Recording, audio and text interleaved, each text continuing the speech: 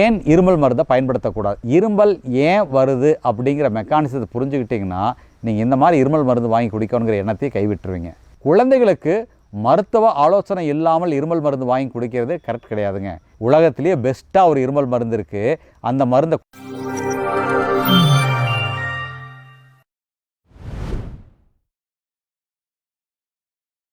Welcome back to Aathichoodi channel.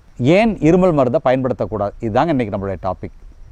இன்றைக்கி யாருக்காவது கொஞ்சோண்டு இருமல் வந்துச்சுன்னா போதும், உடனே போய் ஏதோ ஒரு மருந்து கடையில் ஒரு காஃப் சிரப் கொடுங்கன்னு வாங்கி குடித்து அந்த இருமலை கண்ட்ரோல் பண்ணணும்னு நினைக்கிறாங்க.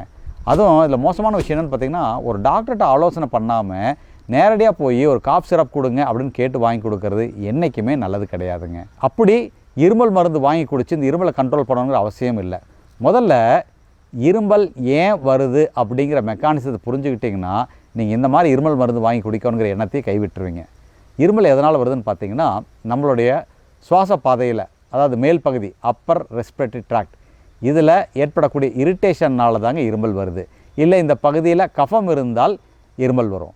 அப்புறம் பல நேரங்களில் பார்த்திங்கன்னா இந்த இருமல்ங்கிறது ஒரு சளி பிடிச்சாலோ இல்லை அலர்ஜியோ இது போன்ற விஷயங்களுக்கு அப்புறம் தான் இந்த இருமல் வரும். பல நேரங்களில் இது பார்த்திங்கன்னா ஒரு செல்ஃப் லிமிட்டிங், தானாகவே சரியாகக்கூடிய ஒரு விஷயம். அப்படி இருக்கும் பொழுது உடனே போய் ஒரு இருமல் மருந்து வாங்கி குடிக்கணுங்கிறது கரெக்ட் கிடையாதுங்க. அப்படி ரொம்ப தொந்தரவாக இருக்கா, ஒரு மருத்துவனுடைய ஆலோசனைக்கு அப்புறம் தான் நம்ம இருமல் மருந்து வாங்கி குடிக்கணும்.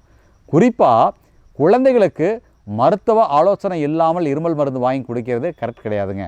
இங்கிலாந்து, அதாவது யூகே, அமெரிக்கா இது போன்ற நாடுகளில் குழந்தைகளை கூட்டிகிட்டு டாக்டர்கிட்ட போய், டாக்டர் என் குழந்தைக்கு இருமல் இருக்குது, நைட் தூங்கும்போது லொக்கு லொக்குன்னு இரும்புது அப்படின்னு சொல்லி நீங்கள் இருமல் மருந்து கேட்டால் கண்டிப்பாக கொடுக்கவே மாட்டாங்க. அதுக்கு பதிலாக அவங்க சொல்லுவாங்க, உலகத்திலேயே பெஸ்ட்டாக ஒரு இருமல் மருந்து இருக்குது, அந்த மருந்தை கொடுங்க, காலையில் ஒரு ஸ்பூன், மத்தியானம் ஒரு ஸ்பூன், ராத்திரி ஒரு ஸ்பூன் கொடுங்க, இருமல் நல்லா சரியாகும், ஹெல்ப்ஃபுல்லாக இருக்குன்னு சொல்லுவாங்க.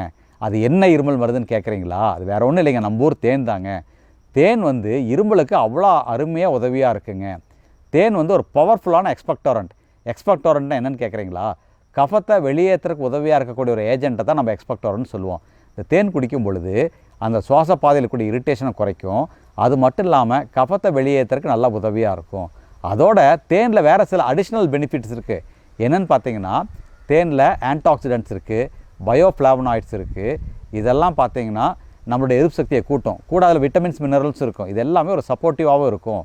அது இல்லாமல் ஏன் குழந்தைகளுக்கு காஃப் சிரப் கொடுக்கக்கூடாதுன்னு பார்த்தீங்கன்னா, இந்த பொதுவாக அந்த காஃப் சிரப் பார்த்திங்கன்னா ஒரு செடேட்டிவ் தன்மை இருக்கும், ரெஸ்பிரேட்டரி சென்டரை சப்ரஸ் பண்ணக்கூடிய தன்மை இருக்கும். அதாவது இந்த சுவாச மண்டலத்தை சப்ரஸ் பண்ணக்கூடிய தன்மை இருக்கும். அதனால் அது நல்லதே கிடையாதுங்க குழந்தைகளுக்கு. அப்போது இயற்கை நமக்கு இருமலுக்கு உதவியாக இவ்வளோ ஒரு அற்புதமான ஒரு விஷயத்தை கொடுத்துருக்குது தேனை. நான் எதை சொல்கிறேன்னா, தேனை பற்றி சொல்கிறேன். ஸோ இருமல் இருந்தால் தேன் கொடுங்க, தேன் யூஸ் பண்ணுங்கள், இருமலுக்கு ரொம்ப உதவியாக இருக்கும். இவ்வளோ நேச்சுரலாக கிடைக்கக்கூடிய தேனை தேவைப்பட்டால் நம்ம கொஞ்சம் சுடுதண்ணில் கலந்து குடிக்கலாம். அது தொண்டைக்கு இதமாக இருக்கும், இருமலுக்கு ரொம்ப உதவியாக இருக்கும். அதோடு சேர்ந்து கொஞ்சம் ஆவி பிடித்தல், மற்ற சில விஷயங்களை கடைபிடிக்கும் பொழுது இருமலும் நல்லா கட்டுப்பாட்டுக்குள்ளே சரியாகும். ஸோ மறக்காமல் உங்களுக்கு தெரிஞ்சவங்களுக்கோ இல்லை உங்களுக்கோ இருமல் இருந்தால் ஃபஸ்ட்டு நீங்கள் யோசிக்க வேண்டியது தேன். சரிங்களா? இந்த வீடியோ உங்களுக்கு பிடிச்சிருக்குன்னு நினைக்கிறேன். பிடித்திருந்தால் லைக் பண்ணுங்கள், சப்ஸ்கிரைப் பண்ணுங்கள், மறக்காமல் ஷேர் பண்ணுங்கள். நன்றி, வணக்கம்.